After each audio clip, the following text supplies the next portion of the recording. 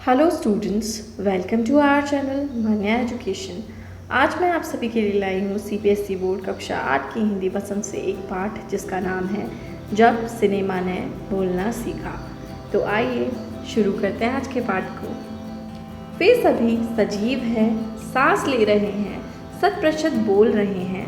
78 मुर्दा इंसान जिंदा हो गए, उनको बोलते बातें करते देखो। देश की पहली सवाक यानी कि बोलती फिल्म आलम आरा के पोस्टरों पर विज्ञापन की ये पंक्तियाँ लिखी हुई थी। तो ये क्वेश्चन भी आपको एग्जाम में आता है कि जो पहली बोलती फिल्म थी आलम आरा, उसके पोस्टर पे कौन सी पंक्तियाँ लिखी थी। तो जो इन्वर्टेड कॉमा यानी कि उद्धरण चिन्ह के बीच में जो लाइन लिखी हुई हैं, वे सभी सजीव हैं से लेकर के बातें करते देखो, तो ये हमें लिखना होगा उस क्वेश्चन के आंसर में। ये क्वेश्चन बहुत पूछा जाता है एग्जाम में, इसलिए मैंने यहाँ ये आपको बताया है। 14 मार्च 1931, डेट याद कर लीजिए। 14 मार्च 1931 की वह ऐतिहासिक तारीख भारतीय सिनेमा में बड़े बदलाव का दिन था। इसी दिन पहली बार भारत के सिनेमा ने बोलना सीखा था। हालांकि वह दौर ऐसा था जब मूक सिनेमा लोकप्रियता के शिखर पर था। पहली बोलती फिल्म जिस साल प्रदर्शित हुई, उसी साल कई मूक फिल्में भी विभिन्न भाषाओं में बनी, मगर बोलती फिल्मों का नया दौर शुरू हो गया। तो ये आलम आरा जो थी वो पहली क्या थी, बोलती हुई फिल्म थी। और इस समय पर जो मूक सिनेमा था वो क्या था, अपने पीक पॉइंट पर था, जो उसका लोकप्रियता का शिखर था वहाँ पर था। आगे लिखा हुआ है, पहली बोलती फिल्म आलम आरा बनाने वाले फिल्मकार थे अर्देशीर एम ईरानी। तो स्टूडेंट्स नाम याद कर लीजिए, अर्देशीर एम ईरानी। यही क्या थे, पहले फिल्मकार थे जिन्होंने पहली बोलती फिल्म बनाई। अर्देशीर ने 1929 में हॉलीवुड की एक बोलती फिल्म शोबोट देखी और उनके मन में पहली बोलती फिल्म बनाने की इच्छा जगी। तो ये शोबोट देख करके, हॉलीवुड की एक फिल्म शोबोट जो कि बोलती फिल्म थी, देख करके उनके मन में इच्छा जगी कि भारतीय सिनेमा में भी क्या बनानी चाहिए, बोलती हुई फिल्म बनानी चाहिए। पारसी रंगमंच के एक लोकप्रिय नाटक को आधार बनाकर उन्होंने अपनी फिल्म की पटकथा बनाई। तो पारसी रंगमंच का एक लोकप्रिय नाटक उन्होंने लिया और उसे फिल्म का आधार बनाया। इसी के आधार पर फिल्म की पटकथा बनाई गई। इस नाटक के कई गाने ज्यों के त्यों फिल्म में ले लिए गए, जैसे थे वैसे ही उन्होंने ले लिया उन गानों को, उनमें कोई बदलाव नहीं किए। एक इंटरव्यू में अर्देशीर ने उस वक्त कहा था, हमारे पास कोई संवाद लेखक नहीं था, गीतकार नहीं था, संगीतकार नहीं था, इन सब की शुरुआत होनी थी। तो उस समय पर जब मूक फिल्में बनती थी, ना तो संवाद लेखन की ज़रूरत पड़ती थी, ना किसी गीतकार की और ना ही किसी संगीतकार की। तो अब जब बोलती फिल्म बनी तो इन सब चीज़ों की भी क्या पड़ने लगी, ज़रूरत पड़ने लगी, ताकि एक कोई संवाद लेखक मिल जाए, कोई गीतकार मिले, कोई संगीतकार मिले, क्योंकि अब बोलती फिल्म बनानी है तो ये सब चीज़ें बहुत ज़रूरी हैं। अर्देशीर ने फिल्मों के गाने के लिए स्वयं की धुनें चुनी। अर्देशीर जो ईरानी जी थे, अर्देशीर एम ईरानी जी, इन्होंने खुद ही कुछ धुनें चुनी गानों के लिए। फिल्म के संगीत में महज 3 वाद्य, तबला, हारमोनियम और वायलिन का इस्तेमाल किया गया। सिर्फ 3 वाद्य यंत्र लिए गए, तबला, हारमोनियम और वायलिन, और जो फिल्म का संगीत है वो तैयार हो गया। आलम आरा में संगीतकार और गीतकार में स्वतंत्र रूप से किसी का नाम नहीं डाला गया। इस फिल्म में पहले पार्श्व गायन बने WM खान। पहला गाना था दे दे खुदा के नाम पर प्यारे, अगर देने की ताकत है। तो इसके लिए किसी संगीतकार और गीतकार का नाम स्वतंत्र रूप से नहीं डाला गया है। और इसमें जो पहले पार्श्व गायक थे WM खान थे, उन्होंने गाना दिया। जो पहला गाना था इस फिल्म का, दे दे खुदा के नाम पर प्यारे, अगर देने की ताकत है। आलम आरा का संगीत उस समय डिस्क फॉर्म में रिकॉर्ड नहीं किया जा सका।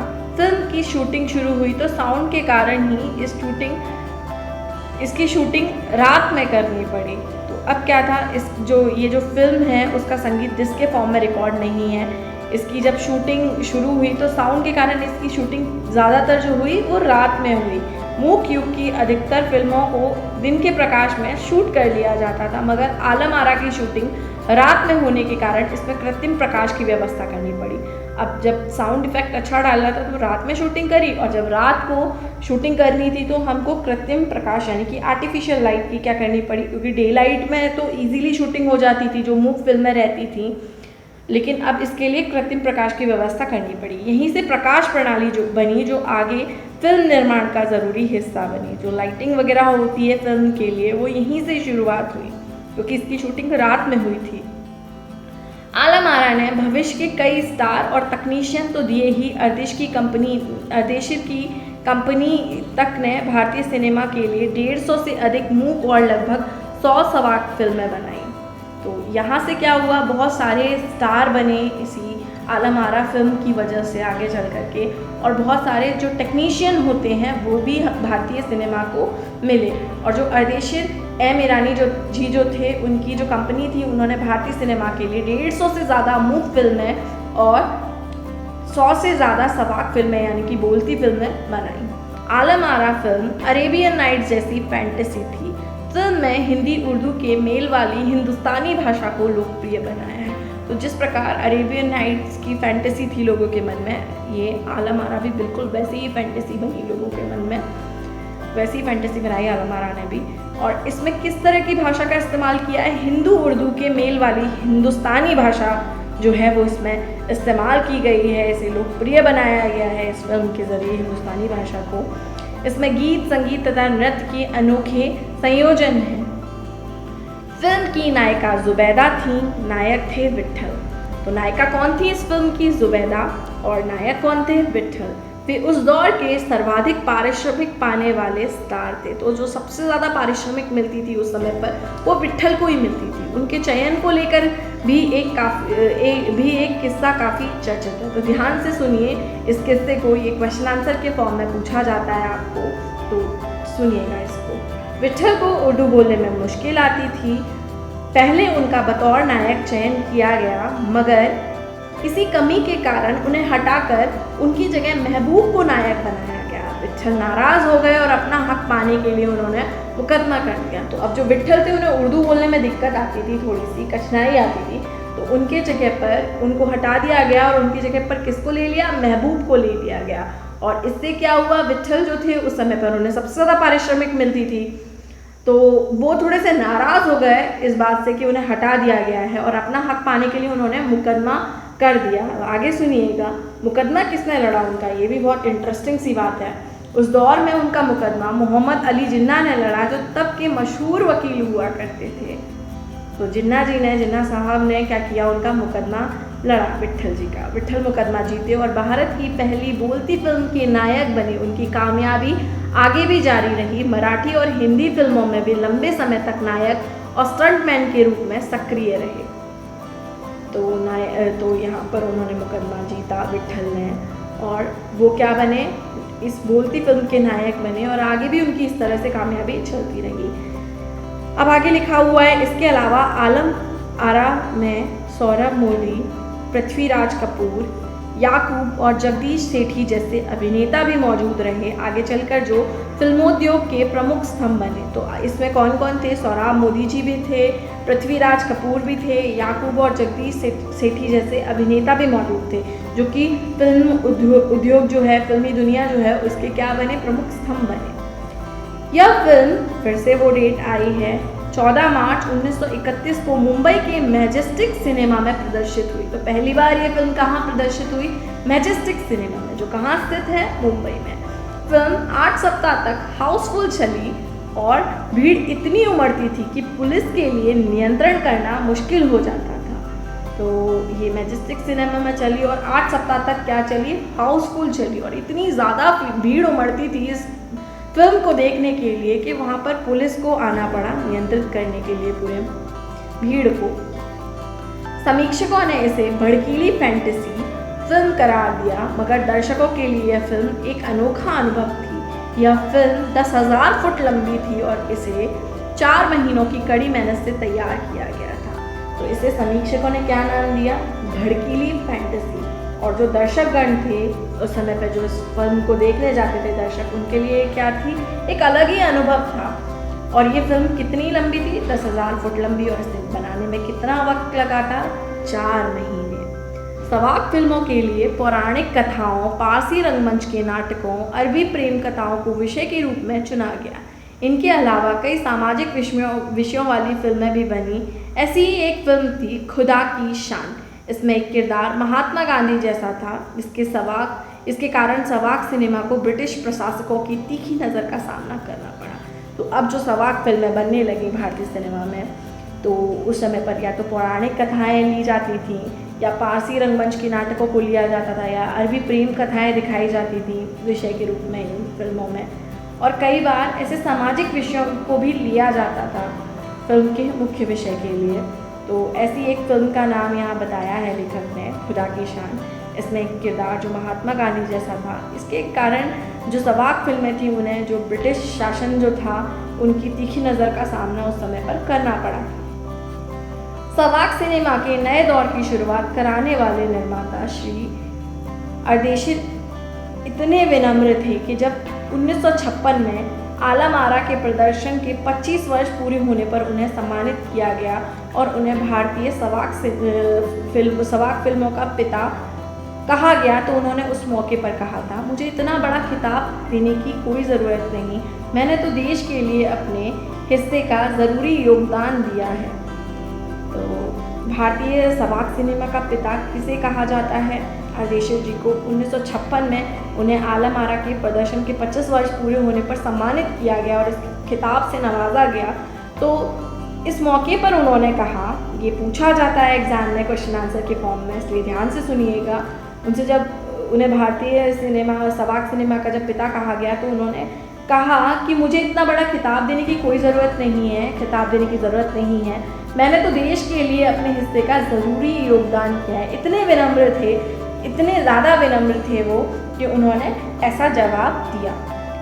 जब पहली बार सिनेमा ने बोलना सीख लिया, सिनेमा में काम करने के लिए पढ़े लिखे अभिनेता अभिनेत्रियों की ज़रूरत भी शुरू हो गई, क्योंकि जब मूक फिल्में बनती थी तो संवाद बोलना नहीं होता था, लिखना नहीं होता था। लेकिन अब जब बोलती फिल्म बन रही है तो पढ़े लिखे अभिनेता और अभिनेत्रियों की ज़रूरत है, क्योंकि अब संवाद भी बोलने थे, सिर्फ अभिनय से काम नहीं चलने वाला था।